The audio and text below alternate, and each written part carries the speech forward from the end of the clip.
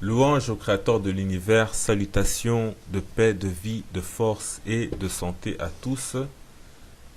Dans cette seconde vidéo sur la grandeur passée du peuple originel, on va donc poursuivre avec les citations pleines de respect et d'admiration des anciens occidentaux en particulier à propos du peuple noir qui est le peuple originel, le peuple de Dieu, celui-là même qui a fait l'objet de toutes les injustices, insultes et humiliations avec l'émergence du modèle arien de l'histoire qui n'est autre que le fruit du racisme spirituel, tandis que le modèle ancien en Occident, autrefois, chantait les louanges du peuple originel. Et c'est donc avec ce modèle ancien que nous allons continuer.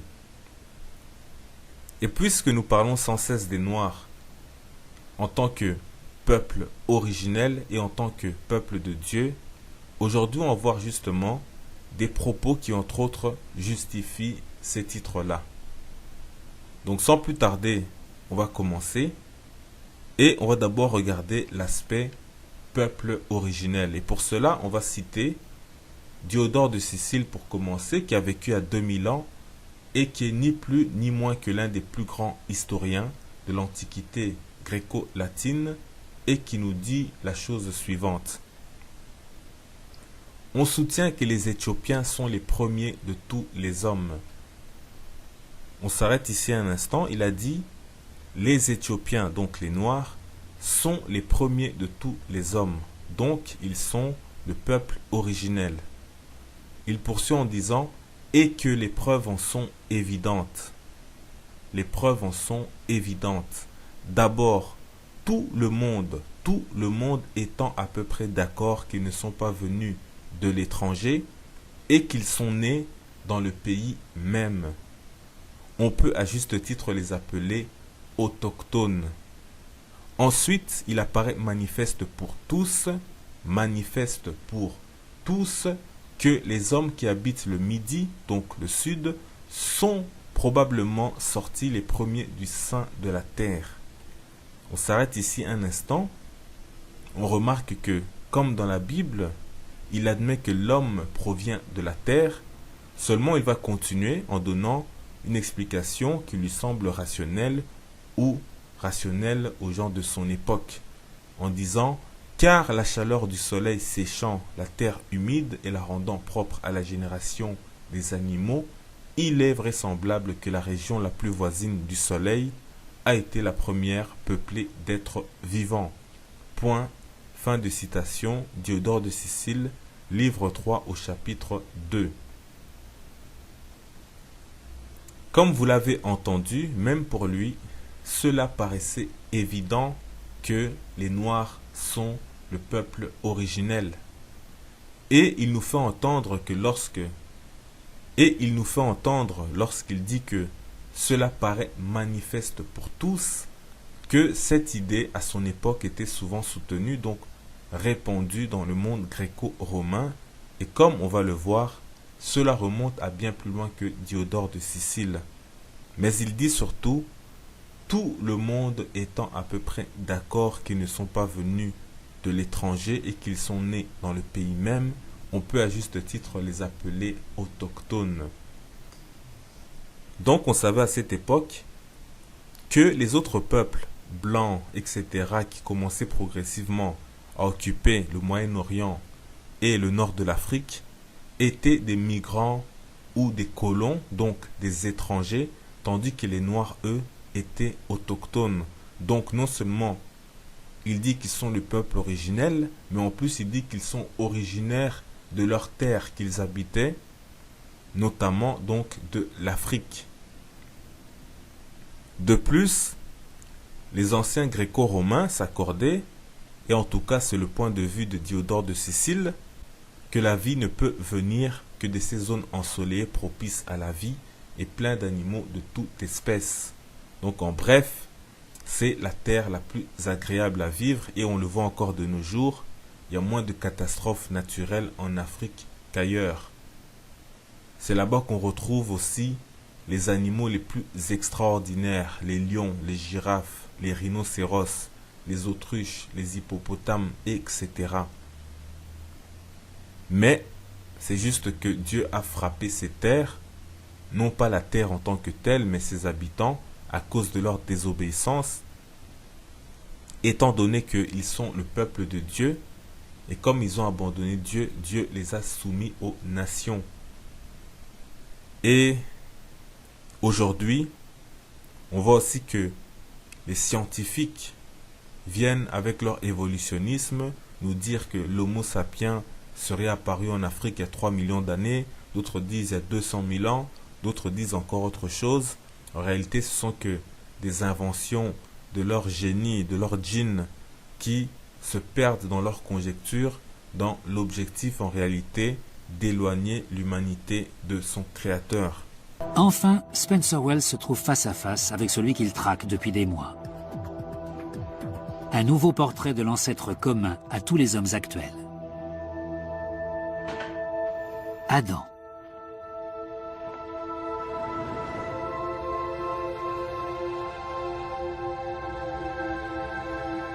En l'absence de crâne, on ne peut savoir avec certitude quelle allure il avait. Mais la conjugaison des indices génétiques, du talent médico-légal de Frank Bender et des logiciels dernier cri laisse penser qu'il ressemblait sans doute à cet homme. 2 millénaires après la Bible et des siècles après Michel-Ange, Adam a un nouveau visage. J'aime son expression. Il a un regard volontaire. C'est un homme ambitieux. Peut-être qu'il veut conquérir le monde. On peut deviner pourquoi les autres lignées ont disparu et pourquoi lui est devenu notre ancêtre.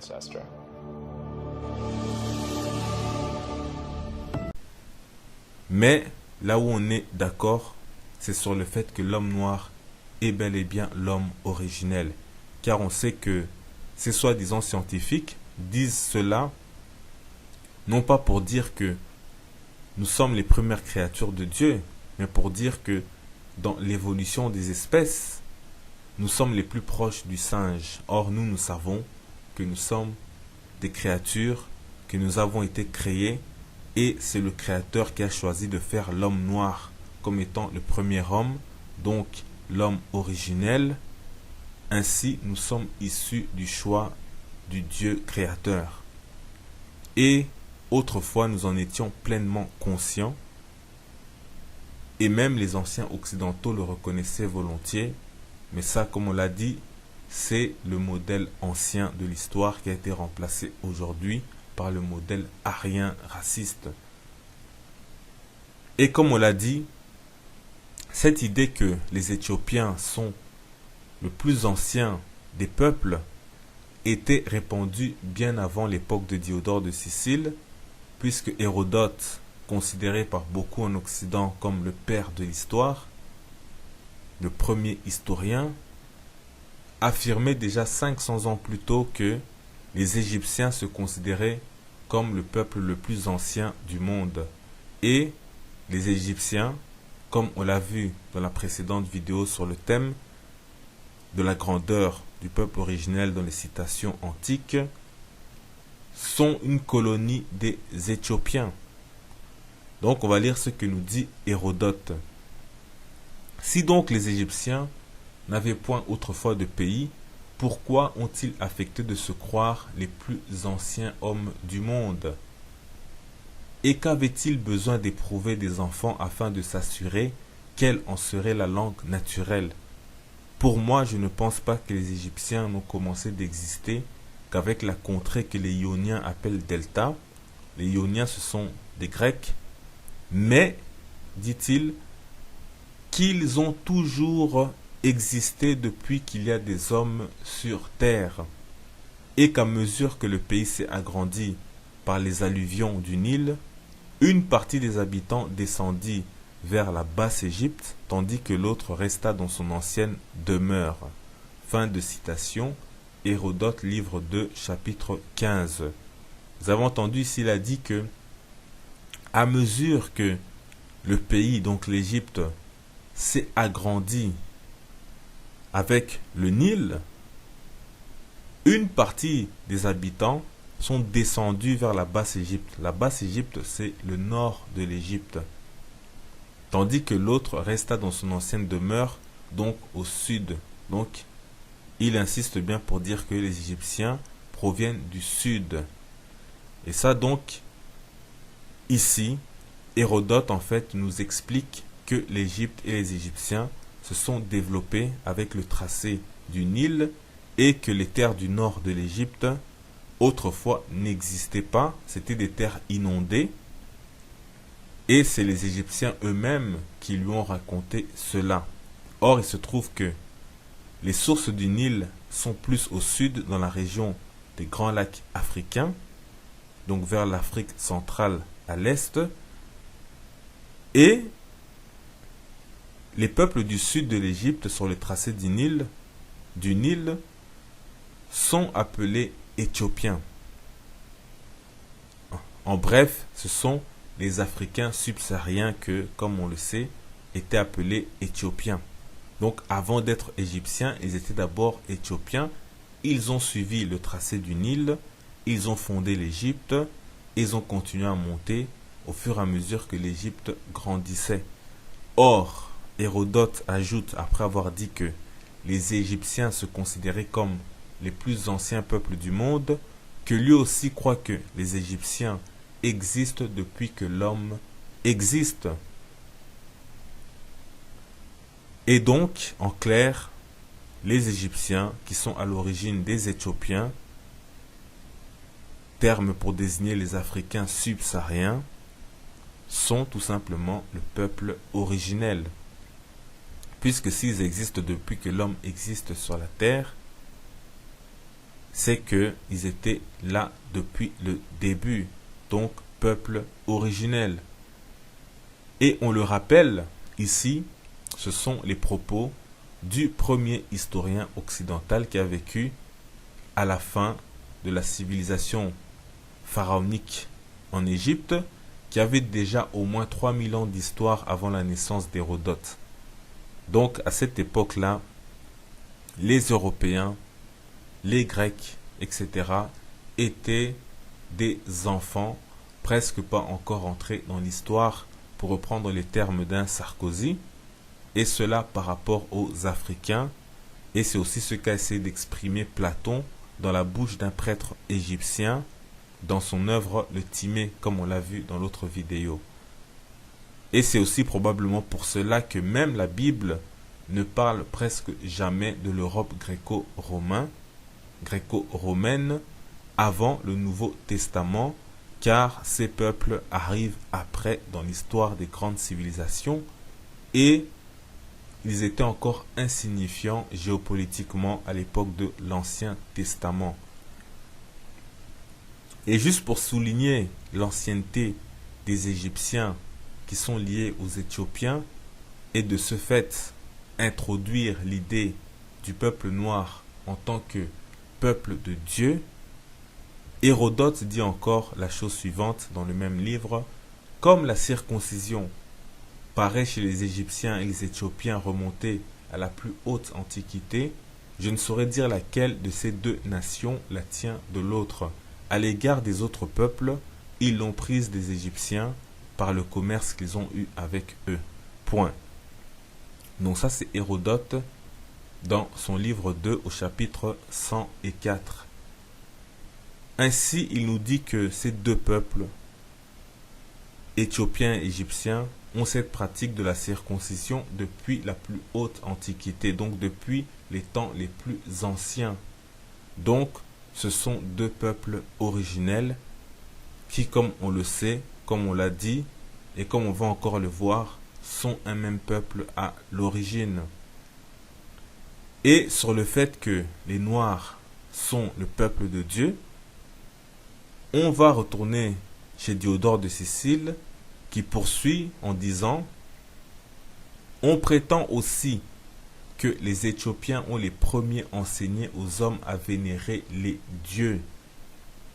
Ici on s'arrête un instant pour dire que ici il a dit les dieux, étant donné que les Grecs étaient polythéistes comme la majorité des peuples l'étaient devenus en ces temps-là, mais en réalité il faudrait dire qu'à l'origine ils ont enseigné aux hommes à vénérer Dieu et non pas les dieux.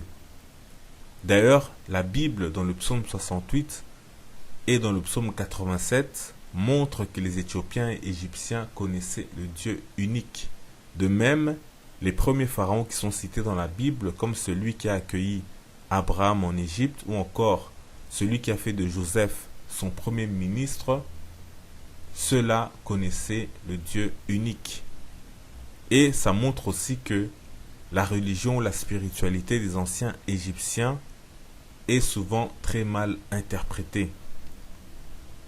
Mais donc ici, on parle de nous comme le peuple qui le premier connaissait Dieu, et cela est aussi à mettre en lien avec le constat que nous faisons de tous ces grands prophètes du passé qui étaient tous noirs dans les anciennes traditions et les grandes religions de ce monde. Mais bon, ça c'est un autre sujet. Mais c'est aussi pour dire que tous ces peuples à qui on a appris à vénérer Dieu, aujourd'hui c'est eux qui viennent nous enseigner la religion. Donc c'est le monde à l'envers. Donc voilà pourquoi on souffre tant, parce qu'on a oublié qui nous sommes, on a oublié notre Dieu, et c'est notre punition. Bon, là, on va reprendre la lecture avec Diodore de Sicile, depuis le début. Donc il dit, on prétend aussi que les Éthiopiens ont les premiers enseigné aux hommes à vénérer les dieux, à leur offrir des sacrifices, à faire des pompes, des solennités sacrées et d'autres cérémonies par lesquelles les hommes pratiquent le culte divin. On s'arrête ici pour dire que, d'ailleurs au passage, Joseph a été enterré et momifié selon les rites et cérémonies égyptiennes. Et il n'a pas refusé en disant que ce sont des rites de païens, comme Daniel a refusé de céder aux pratiques païennes des Babyloniens avec Nabuchodonosor. Et c'est même Joseph qui a demandé qu'on momifie son père Jacob, qui n'est autre que Israël. Donc Israël a été enterré selon les rites égyptiens, et cela est écrit dans la Bible. Mais on en reparlera, si Dieu veut, dans une autre vidéo. On reprend la lecture avec Diodore de Sicile qui dit ensuite, aussi, donc il parle des Éthiopiens, il dit, aussi sont-ils partout célèbres pour leur piété, et leurs sacrifices paraissent être les plus agréables à la divinité. À l'appui de cela, nous avons le témoignage du poète presque le plus ancien et le plus admiré des Grecs. Ici, il parle de Homère. Il continue en disant qui nous représente dans son Iliade. Iliade, c'est l'histoire de la bataille de Troie avec Achille, etc. Hollywood en a fait un film, comme toujours, en falsifiant l'image des personnages, mais bon. Donc l'Iliade, c'est le récit de Homère de la bataille de Troie. Il nous dit Jupiter et les autres immortels, Jupiter c'est Zeus, et les autres immortels se rendant en Éthiopie pour recevoir les offrandes et les festins que les Éthiopiens leur offrent tous les ans. Et là maintenant il cite Homère, il dit Jupiter a traversé hier l'océan pour se rendre chez les braves Éthiopiens. Bon, la plupart des versions disent les irréprochables Éthiopiens qui lui préparaient un festin. Tous les dieux le suivaient. Donc, fin de citation de Homère par Diodore de Sicile. Bien évidemment, le même Diodore de Sicile vient de nous dire que ce sont les Éthiopiens, donc les Noirs, qui ont enseigné les premiers aux hommes à vénérer Dieu. Donc, forcément, ils ne peuvent pas vénérer des dieux grecs.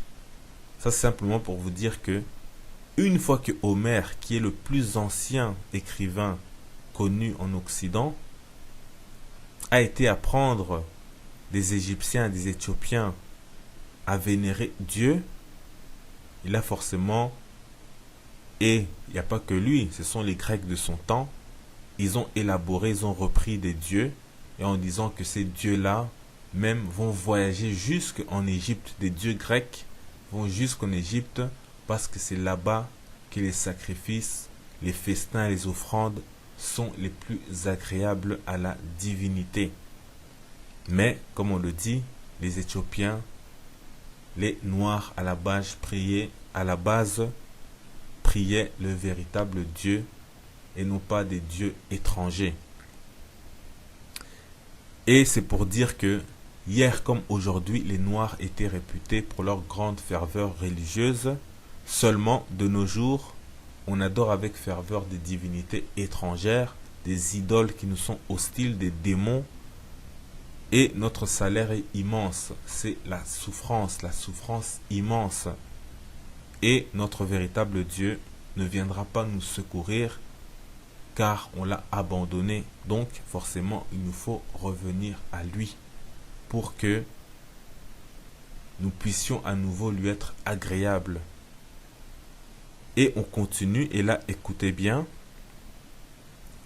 ce que dit Diodore de Sicile. Il dit, on remarque que les Éthiopiens ont recueilli de la part des dieux la récompense de leur piété, donc de leur croyance, de leur spiritualité, en n'ayant jamais essuyé le joug d'aucun despote étranger. Ici, on s'arrête un instant pour dire que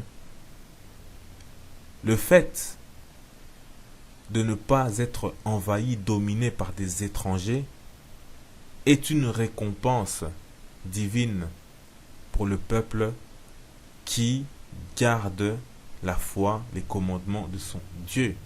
Donc c'est pourquoi ici on nous dit que on remarque que les Éthiopiens ont recueilli de la part des dieux la récompense de leur piété en n'ayant jamais essuyé le joug d'aucun despote étranger. Il continue en disant, en effet, de tout temps, ils ont conservé leur liberté. Et grâce à leur union, ils n'ont jamais été soumis par les souverains qui ont marché contre eux et dont aucun n'a réussi dans son entreprise. Fin de citation. Non, on s'arrête ici pour dire que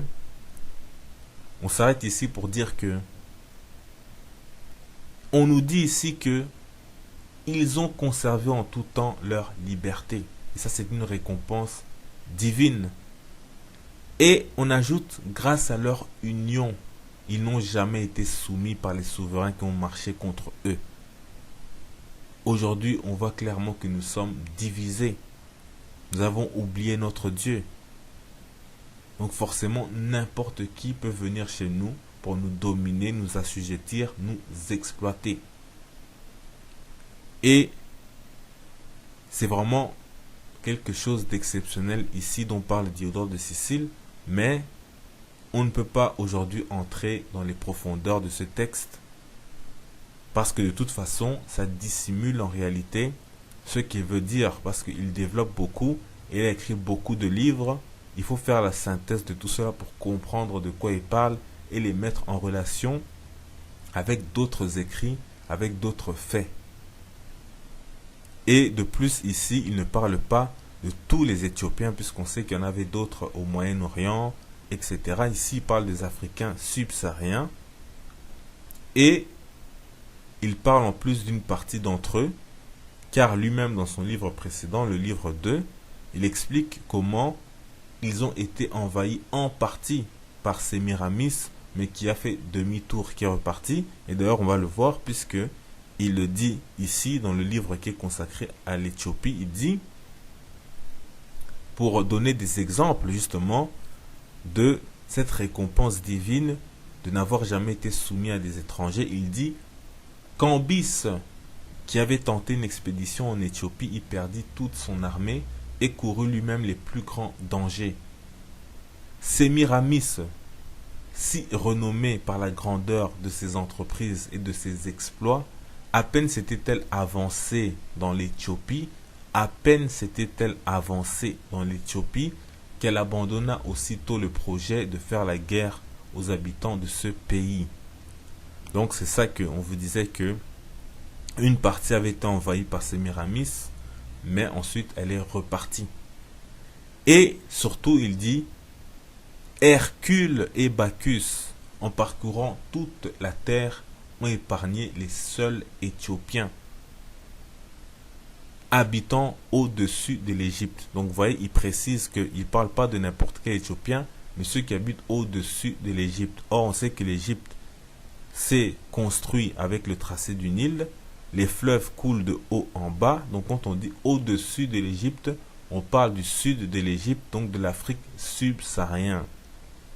Donc il dit, Hercule et Bacchus, en parcourant toute la terre, ont épargné les seuls Éthiopiens habitant au-dessus de l'Égypte par égard à la piété de cette nation, en même temps qu'à cause de la difficulté de l'entreprise. Donc d'une part, on nous dit que Hercule, ce héros quasi invincible, c'est le Samson des Grecs anciens. Lorsqu'il a parcouru la terre et qu'il a vaincu tout le monde, il a épargné les seuls Éthiopiens, selon Diodore de Sicile, non seulement parce qu'il a vu que ces gens-là étaient agréables à la divinité,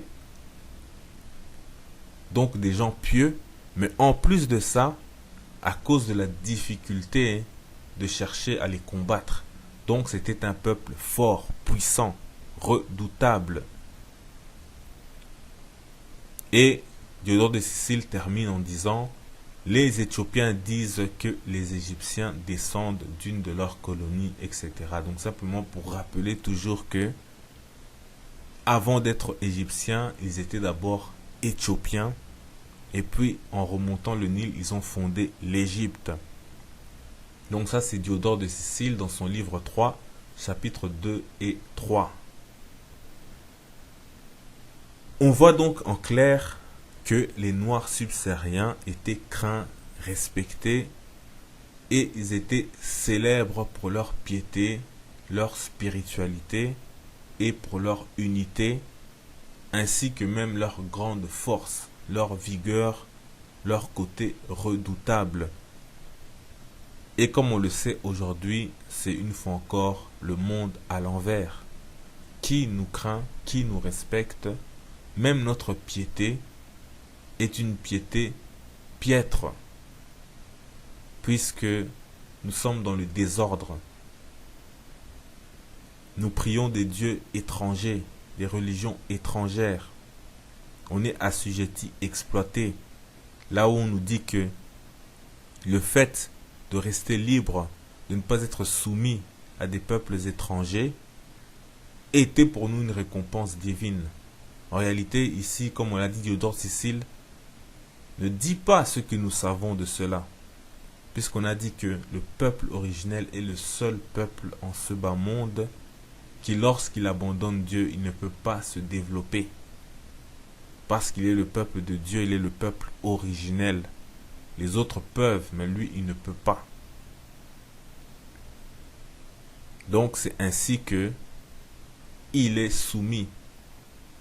Et autrefois, on voyait clairement que ce peuple-là avait été béni par Dieu. Mais cette bénédiction est partie. Et c'est des choses qui doivent nous faire réfléchir lorsque nous lisons tous ces textes anciens. Et d'ailleurs, pour appuyer en fait ces propos, que les Noirs, les Éthiopiens antiques, étaient craints, respectés, célèbres pour leur piété, leur spiritualité, leur unité, leur grande force, etc. On va citer la Bible. Dans Ésaïe chapitre 18, versets 1 à 7, on va lire les versets 1, 2 et 7 qui disent « Terre où retentit le cliquetis des armes, au-delà des fleuves de l'Éthiopie. Au-delà des fleuves de l'Éthiopie. Toi qui envoies sur mer des messagers dans des navires de jonc, voguant à la surface des eaux, allez, messagers rapides, vers la nation forte et vigoureuse, vers ce peuple redoutable depuis qu'il existe,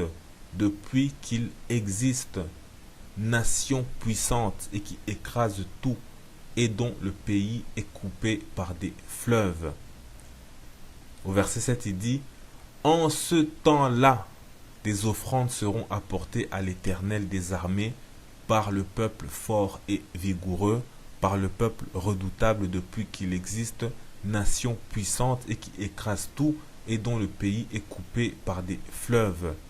Elles seront apportées là où réside le nom de l'Éternel des armées sur la montagne de Sion. Point, fin de citation. Donc ici, on reconnaît tout de suite les trois caractères que n'ont pas manqué de souligner les anciens Grecs comme Diodore de Sicile, la force, l'ancienneté de ce peuple-là en disant depuis qu'il existe et sa piété.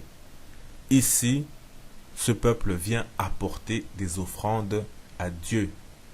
Donc comme dit Diodore de Sicile, les sacrifices du peuple noir, donc de ces Éthiopiens-là, sont les plus agréables à Dieu, car c'est le peuple originel, c'est le premier peuple, c'est lui que Dieu a enseigné en premier la spiritualité, et ce peuple a en remerciement offert le premier un culte à Dieu avec les sacrifices, les offrandes, les temples, les prières et autres cérémonies.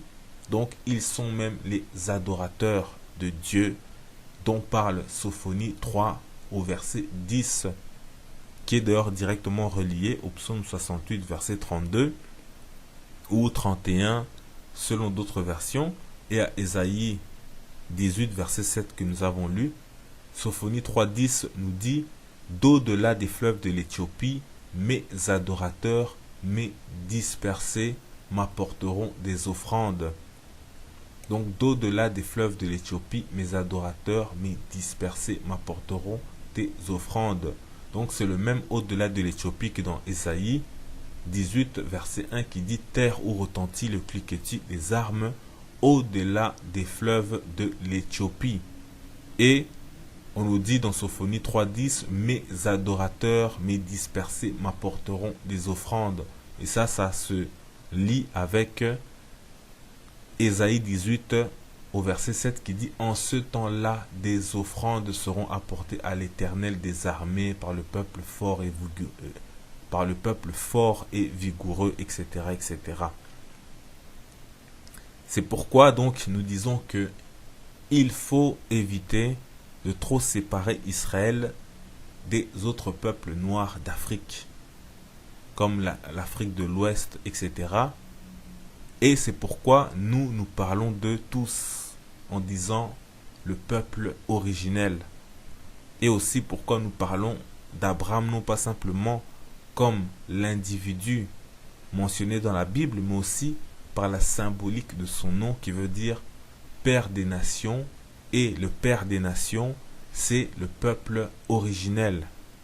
Et ça, on va bien le voir plus tard en entrant en profondeur sur ce sujet dans une autre vidéo future si Dieu le veut.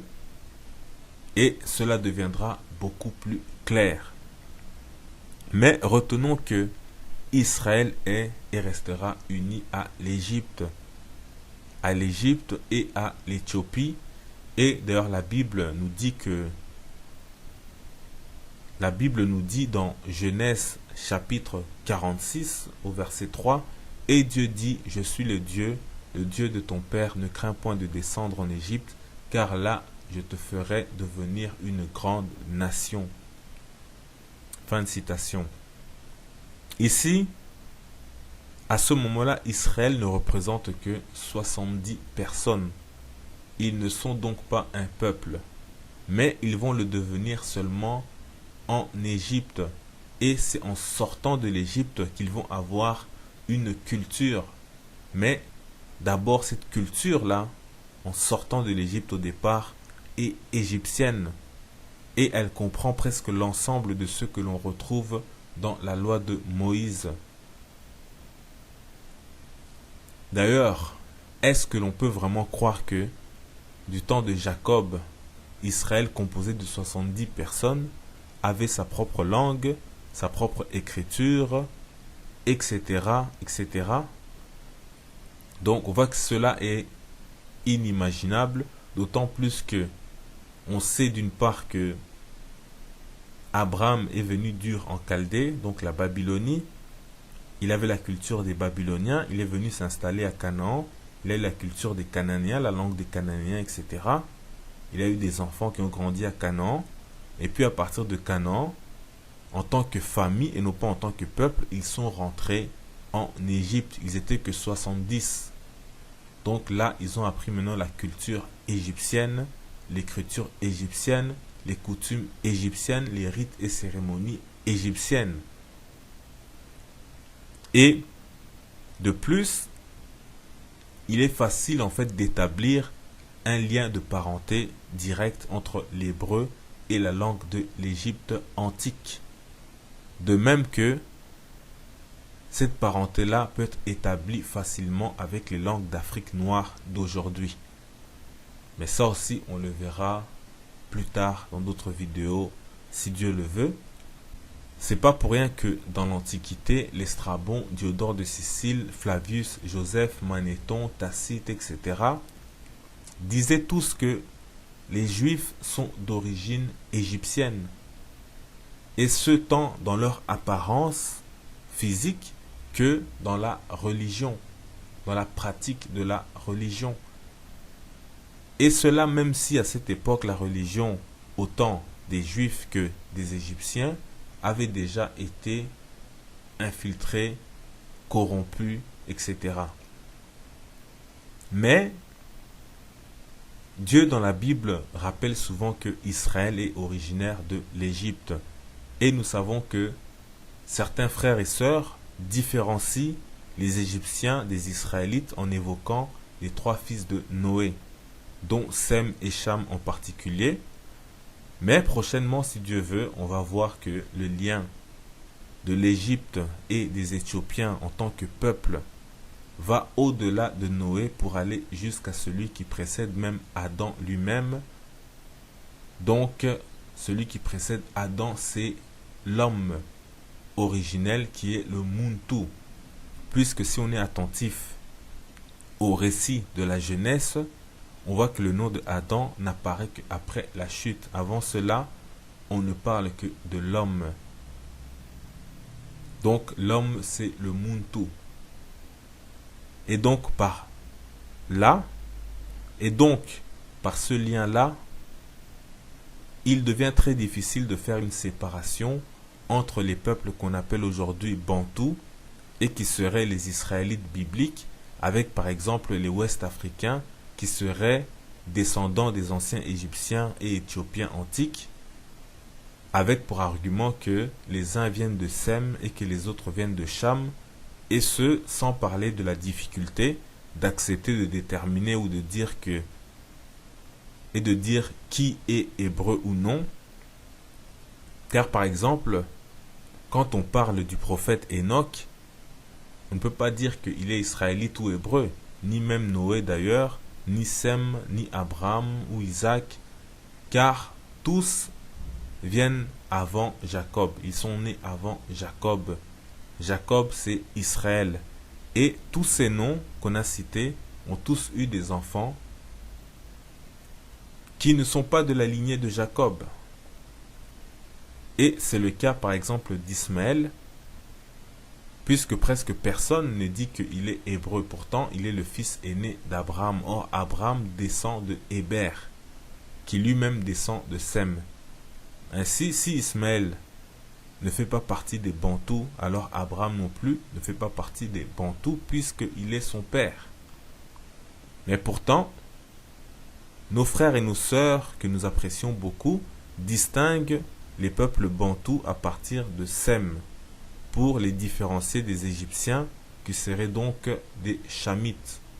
Et puisque Sem vient longtemps avant Abraham, du coup, là on se fait des tonnes de Bantous, qui sont les Édomites, les Moabites, les Jectanides, les Élamites, qui sont les anciens Perses, ou encore Séba, Avila, etc., qui descendent tous de Sem. Et le tout sans parler des mélanges comme les Ismaélites, Madianites, etc. Donc au point de poser la question si les Édomites ou Moabites sont plus bantous que les Égyptiens, parce qu'ils descendent de Sem. Et si on veut limiter, par exemple, Bantou aux descendants de Isaac, qui est le père de Jacob, donc qui est le père d'Israël. Donc du coup, Abraham n'est plus un bantou, mais par contre les Édomites, eux, restent bantous. Donc on voit vite que c'est tout un casse-tête. Et bien que nos frères et nos sœurs qui emploient le terme bantou ont raison pour désigner Israël et les peuples bantous d'aujourd'hui, étant donné que, en effet, ces peuples se reconnaissaient dans le récit biblique, même au moment où ça avait été apporté par les explorateurs, les conquistadors, les colons européens. Mais aussi, on sait par exemple que Simon Kimbangu a clairement fait savoir que les Blancs avaient volé la Bible, qui n'est pas leur livre, et lui, il est né il y a plus de 100 ans. Et avant lui, Kimpavita et ceux du royaume Congo ont dit que les personnages ou acteurs de la Bible étaient noirs. Et ça, on le sait malgré les déformations qui ont été apportées à leur histoire par les colons. Mais malgré cela, il ne faut pas perdre de vue que cette division de vouloir classer les peuples bantous par leur langue parlée, soi-disant bantous, en un grand ensemble différencié des autres noirs d'Afrique, comme les Ouest-Africains, les Nilotiques, etc., cela est avant tout une division purement occidentale et qui ne résiste pas longtemps lorsque l'on regarde de plus près. C'est pourquoi, moi, je n'emploie pas le terme bantou de la même manière, parce que déjà précisément, le terme approprié est Muntu, qui veut dire homme, et le premier homme était d'abord seul. Donc, Muntu au singulier, Bantu c'est le pluriel, lorsque les hommes se multiplient, donc ça vient plus tard, mais c'est surtout parce que le peuple de l'Égypte antique se dit justement remonter jusqu'au Muntu, ou Mutu, qui est l'homme originel, l'homme pré-adamique. Ainsi, de par ce fait, les Égyptiens appartiennent à l'homme originel, le Muntu, qui au pluriel devient Bantu, donc les Égyptiens sont obligatoirement des Bantous. Et comme on l'a dit, les Égyptiens, eux, le mentionnent dans leurs textes et dans leur langue, et ce, d'autant plus que ces mêmes langues bantoues si chères à la bouche des Occidentaux s'apparentent aussi à la langue de l'Égypte antique. Et on vous invite à vous intéresser aux travaux notamment du frère d'Imombari et d'autres qui ont travaillé à ce sujet-là. Et là, du coup, on a un problème du même type que celui avec Sem comme père des Bantous, parce que si on associe la langue hébreu aux langues bantoues, ce qui est vrai, mais on ajoute pour raison que c'est parce qu'ils remontent à Sem et sont donc sémitiques, tout en disant que l'Égyptien n'en fait pas partie car il est chamitique, alors là, même les Occidentaux seront pas d'accord. Ils seront d'accord avec personne puisque ils séparent et les langues chamites ou hamites avec les langues sémites, et puis tous deux, ils les séparent des langues qu'ils désignent comme étant les langues bantoues dans leur classification. Donc en gros, on est perdu, c'est un labyrinthe incompréhensible, alors qu'en réalité, tous viennent de l'Égypte antique, qui lui vient de l'Éthiopie, qui est l'Afrique subsaharienne, tel que le modèle ancien le voyait par les Grecs, Romains, etc. Donc c'est donc pourquoi je parle en les citant tous du peuple originel, car ils sont noirs comme le premier homme, le Muntu, donc l'homme originel. Mais tout cela, on en reparlera aussi si Dieu veut. Donc c'est ainsi qu'on comprend mieux de quoi parlaient les Hérodotes, Diodore de Sicile, etc. À la fois voyant les Égyptiens et Éthiopiens comme les plus anciens hommes, et aussi le fait de les associer aux Juifs en tant que colonie égyptienne sortie de l'Égypte, et toute la Bible l'affirme d'ailleurs. Et on a fait des vidéos déjà à ce sujet-là, mais juste en guise de rappel, on va citer Diodore de Sicile qui dit: selon leur histoire, les Égyptiens ont disséminé un grand nombre de colonies sur tout le continent, un peu plus bas, il dit les Colchidiens du pont et les Juifs placés entre l'Arabie et la Syrie descendent aussi de colons égyptiens. C'est ce qui explique l'usage qui existe depuis longtemps chez ces peuples de circoncire les enfants. Cet usage est importé de l'Égypte. Fin de citation, c'est Diodore de Sicile dans son livre 1 au chapitre 28. Donc c'est un peu pour cela que la Bible insiste souvent aussi sur ce point lorsque elle parle de Israël comme étant une vigne arrachée à l'Égypte. Psaume 80, versets 8 et 9. Tu avais arraché de l'Égypte une vigne. Tu avais arraché de l'Égypte une vigne. Tu as chassé des nations et tu l'as plantée. Tu as fait place devant elle. Elle a jeté des racines et rempli la terre. Donc fin de citation. Et maintenant, Ésaïe précise, donc dans Ésaïe chapitre 5 au verset 7, la vigne de l'Éternel des armées, c'est la maison d'Israël. Donc ainsi, on voit que Israël est une vigne de l'Égypte. Elle a été sortie d'Égypte pour devenir une grande nation et l'héritage de Dieu. Mais elle reste pareille que l'Égypte pour Dieu. C'est pourquoi on le dit dans Amos chapitre 9 au verset 7, « N'êtes-vous pas pour moi comme les enfants des Éthiopiens, enfants d'Israël ? Dit l'Éternel, n'ai-je pas fait sortir Israël du pays d'Égypte ? N'ai-je pas fait sortir Israël du pays d'Égypte, comme les Philistins de Caphtor, les Syriens de Kyr ?» Fin de citation. Donc vous voyez ici, on donne les origines des peuples. On ne s'arrête pas qu'à Israël, on dit que les Philistins viennent de Caphtor, les Syriens viennent de Kyr, et Israël est originaire d'Égypte. Donc Israël reste l'enfant de l'Éthiopie, au même titre que l'Égypte. Israël est une vigne arrachée parmi tant d'autres vignes qui sont restées en Égypte. Et tous sont le peuple de Dieu, d'où Ésaïe 19, verset 25 qui dit « L'Éternel des armées les bénira en disant « Béni soit l'Égypte, mon peuple, et la Syrie, œuvre de mes mains, et Israël, mon héritage. » Donc, fin de citation. Je crois que les choses sont assez claires et on aurait pu continuer, mais on a déjà fait des vidéos à ce sujet. On en refera encore si Dieu veut. Et on s'est beaucoup éloigné du sujet qui consistait plus à citer les écrits des anciens occidentaux. Mais il est bon de toujours faire ce rappel car les Éthiopiens et l'Égypte sont le peuple originel et sont des grands adorateurs de Dieu même dans la Bible.